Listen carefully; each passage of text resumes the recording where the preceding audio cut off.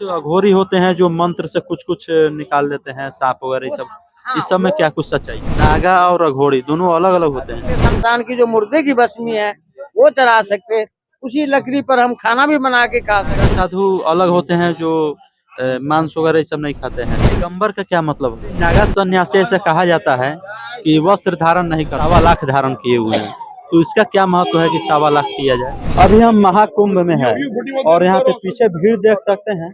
इस भीड़ को हम आपको दिखाना चाहेंगे और एक बाबा जी है, जो बाबा जी ऐसा बताया जा रहा है कि लगभग 45 केजी रुद्राक्ष धारण किए हुए हैं, यानी 1.25 लाख दाना है।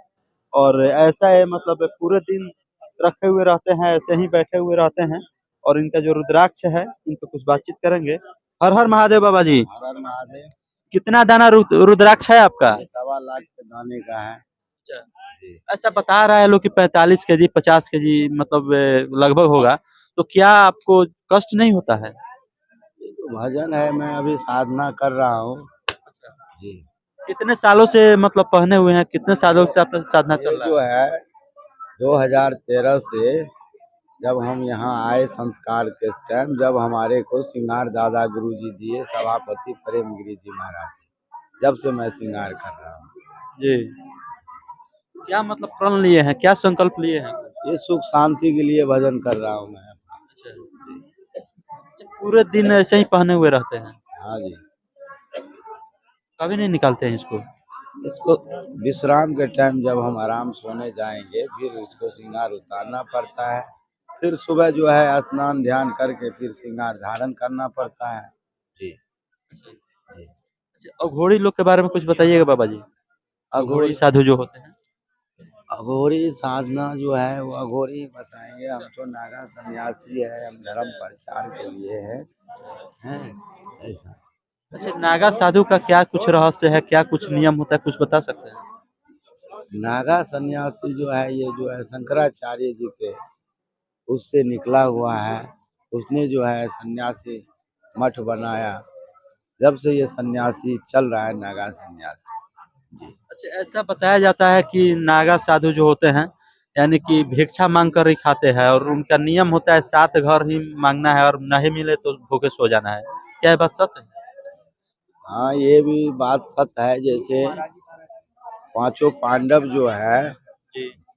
भिक्षा करते थे, तो वो 5 घर ही मांग के खाते थे, चाहे दे या ना दे। ऐसे हमारे सन्यास में भी ऐसा नियम है। प्रणाम है मेरा गुरुजी आपको। जी कैसे हैं गुरुजी? बढ़िया। कुछ ये आपके मतलब शिष्य हैं, तो कैसे क्या इनका जो रुद्राक्ष धारण किए हुए हैं, क्या संकल्प है, क्या कुछ है, कुछ बताइए? सर बोलना बताना है इनका। जी, जी, जी। अच्छा, ये वशिष्ठ गिरी रुद्राक्ष वाला बाबा है जी, और 2010 में इन्होंने संन्यास धारण किया है। तब से ये रुद्राक्ष धारण करते हैं, भस्मी लगाते हैं और ये बागंबरी पहनते हैं और ये शिव श्रृंगार करते हैं। चंद्रमा भी है, त्रिशूल भी है, डमरू भी है, ये सब इसका शिव श्रृंगार है। शिव श्रृंगार के हिसाब से ये रुद्राक्ष धारण करते हैं, श्रृंगार करते हैं और रुद्राक्ष स्वयं शिव स्वरूप है। तो इसलिए जो ज्यादा से ज्यादा रुद्राक्ष धारण करता है वो शिव के स्वरूप होते हैं। तो उनसे आशीर्वाद लेना, अथवा अपनी मनो इच्छा की मन से इच्छा मांगना कोई भी चीज, तो ये जो आशीर्वाद देते हैं वो उनकी विशेषतर पूर्ति होती है। तो इसलिए जो है ये रुद्राक्ष धारण करते और ये अभी उत्तराखंड कैलाश माना केदारनाथ में रहते हैं और मैं भी केदारनाथ में रहता हूँ। हमारी गुफा है केदारनाथ में। मेरा नाम थानापति घनानंद गिरी है। कोई शिष्य जो होता है या साधु होता है 108 रुद्राक्ष धारण करते हैं एक माला में ही, और ये बहुत सारे 1.25 लाख धारण किए हुए हैं। तो इसका क्या महत्व है कि 1.25 लाख किया जाए? ये क्या है कि सबका अपना अपना एक भक्ति और साधना है, तपस्या है। तो इनका जो है ये विशेष साधना में विशेष रुद्राक्ष की जो महत्व है धारण करता है, तो ये विशेष रुचि रखा है उसमें तपस्या का, तो ये विशेष धारण करते हैं। हम जहाँ से ज्यादा रुद्राक्ष धारण कर सकते हैं, क्योंकि हम सब सन्यासी है, शिवगण हुए, शिव से उत्पन्न हुए और शिव पे चढ़े हुए जो भी अर्पित करते हैं उसका उपयोग हम सन्यासी करते हैं ना।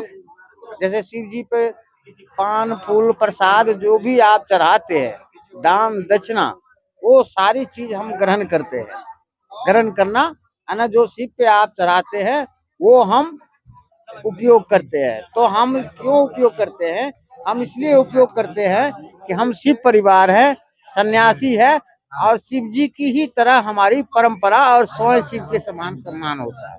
बाबा जी, नागा सन्यासी ऐसा कहा जाता है कि वस्त्र धारण नहीं करते हैं, तो आप लोग नागा सन्यासी हैं? हम लोग नागा सन्यासी है और ये वस्त्र धारण नहीं करते थे पहले।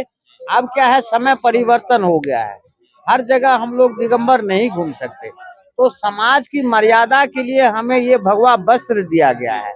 हम जहाँ भी चाहे, जिस वक्त चाहे हम दिगंबर हो सकते हैं, लेकिन समाज की मर्यादा के लिए हम ये भगवा वस्त्र पहन के घूमते हैं। ये भगवा वस्त्र सन्यासियों का है, केवल मर्यादा के लिए। वो भी ये समय परिवर्तन होने के कारण समाज के तरफ से जो विचार आता है या गवर्नमेंट की तरफ से जो विचार आता है, उस विचार के आधार पर हमारे सनातन धर्म में भी विचार आता है। तो हमारे जो सनातन धर्म के गुरुओं को कुछ लोग कहते हैं ना कि महाराज वो चीज ऐसे दिगंबर जा रहे हैं, वो सभी इस रोड से जा रहे हैं, और देखने वाले उस समय हर किसी की नजर केवल ये नहीं रहता कि साधु है क्या है, सबको उतनी ज्ञान नहीं होती, तो इसलिए जो है उन्हें पर्दा दी गई ये भेष। ठीक है। दिगंबर का क्या मतलब होता है? दिगंबर मतलब ये है कि दिगंबर मतलब नागा रहना, यानी नंगन रहना, वो निवस्त्र रहते हैं, भस्मी चढ़ाते, निवस्त्र रहते हैं, वो कपड़े नहीं पहनते। अच्छा, नागा साधु अलग होते हैं जो मांस वगैरह ये सब नहीं खाते हैं, नहीं, शुद्ध शाकाहारी नागा होते साधु हैं? जो है नागा सन्यासी होते हैं। इनमें जो है ये शिव परंपरा की है, शिव परंपरा की, इसकी साधना आडंबर है ना। ये वैष्णव संप्रदाय के हिसाब से नहीं है ना, ये शिव संप्रदाय के हिसाब से है। अगर मान लो हम मांस नहीं खाते, शमशान में रहते हैं, भस्मी चढ़ाते हैं, और अथवा शमशान की कोई भी क्रिया करते हैं, तो आप क्या कहेंगे हमें? अघोरी कहेंगे, मांसाहारी कहेंगे, सरभंगी कहेंगे, सत्यानाशी कहेंगे, कोई कोई कर्म कांड नहीं करता ऐसे कहेंगे ना, या जो जिस नजर से देखेंगे उसी हिसाब से वो बोलेंगे। लेकिन हमारे लिए शमशान में रहना कोई छूट वो नहीं है, पाप नहीं है। हम शमशान में रहकर शमशान साधना कर सकते, भस्मी चढ़ा सकते, शमशान की जो मुर्दे की भस्मी है वो चढ़ा सकते, उसी लकड़ी पर हम खाना भी बना के खा सकते हैं, या हम उसमें से कुछ भी प्रयोग कर सकते हैं। तो आपको देखने में दिनचर्या में लगेगा कि हम मांसाहार क्या है ना, तो इसलिए हम मांसाहार की नहीं कहेंगे। हम मांसाहार बहुत से लोग करते भी होंगे जो तांत्रिक क्रिया करते हैं या अपनी साधना करते हैं। हमारे संन्यास परंपरा में बहुत सी साधनाएं हैं, जिस साधना के माध्यम, कुछ साधनाओं के माध्यम में मांस मदिरा का सेवन किया गया है या उनको भोग दिया गया है। तो वो जो साधना में मांस मदिरा का सेवन करते हैं, भोग देते हैं, भोग के बाद वह उनका प्रसाद ग्रहण करते हैं ना, तो उसके लिए वो उस प्रकार की साधनाएं होती। नागा और अघोरी दोनों अलग अलग होते हैं ना? नागा है, लेकिन नागा में अगर कोई व्यक्ति अघोरी साधना करना चाहता है, अघोरी दो प्रकार के होते हैं, एक तांत्रिक अघोरी होता है, एक वैष्णव अघोर होता है। तांत्रिक मतलब जो तांत्रिक मंत्रों, तांत्रिक जो आम शमशान में रह के अघोरी साधना कर रहे हैं और मांस मदिरा खाते पीते हैं ना, आम वो तांत्रिक साधना हो गया। यानी दोनों नागा और जो अघोरी है, नागा हर दोनों साधनाओं करने वाले दोनों शिव के ही आराध्य होते हैं। तो वो शिव के आराध्य होते हैं। जो नागा सन्यासी है स्वयं शिव के समान होते हैं, साधक नहीं होते, शिव के समान होते हैं। शिव के समान होते हैं। उसकी कुछ कार्य क्रिया होती है, उस क्रिया के आधार पर वो जब दिगंबर दीक्षा लेते हैं, जब उसकी दिगंबर दीक्षा होते हैं, तो वो स्वयं शिव समान होता है। ऐमो ब्रह्म समी, मैं ही ब्रह्म हूँ। कुछ अघोरी होते हैं जो मंत्र से कुछ कुछ निकाल देते हैं, सांप वगैरह ये सब। हाँ, इस सब में क्या कुछ सच्चाई है? कुछ तांत्रिक क्रिया है और कुछ हाथ की सफाई है, कला। जो आप सबको कुछ ऐसी कलाएं हैं, जो तांत्रिक क्रियाएं हैं, जो आप सबको लगता है कि बिल्कुल हकीकत है, लेकिन वो हकीकत नहीं होती। कुछ नजरबंद का काम होता है, कुछ हाथ की सफाई होती है, जो हूबहू ऐसे लगता है कि ये वर्तमान में हकीकत है, लेकिन वो हकीकत नहीं होता। और कुछ तांत्रिक क्रियाएं सही होती है, जो सही है वो मानव कल्याण के लिए करते हैं, और जो मानव कल्याण के विपरीत जो करते हैं उनको वहां तक की शक्ति, वहां तक की साधनाएं नहीं मिलती। ठीक है, आज कलयुग में ऐसी साधनाएं हर किसी को नहीं मिलती, क्योंकि विशेषतर आजकल कुछ साधना करने वाले हैं, वो जो साधना करते हैं तो उन साधनाओं से विपरीत काम कर सकते हैं, क्रोधी होते हैं, लोभी होते हैं। तो इन सबको देख करके ही परमात्मा जो है प्रकृति की शक्ति देता है। अभी हम यहाँ पे श्री पंच दशनाम जूना अखाड़ा में हैं और यहाँ पे बाबा जी हमारे साथ मौजूद थे। इन बाबा जी की बातों में आपकी क्या राय है? अपनी राय कमेंट बॉक्स में जरूर दीजिए। बने रहिए हमारे साथ। जय हिंद, जय बिहार। अब इस वीडियो को जितना हो सके उतना आप लोग शेयर करिए।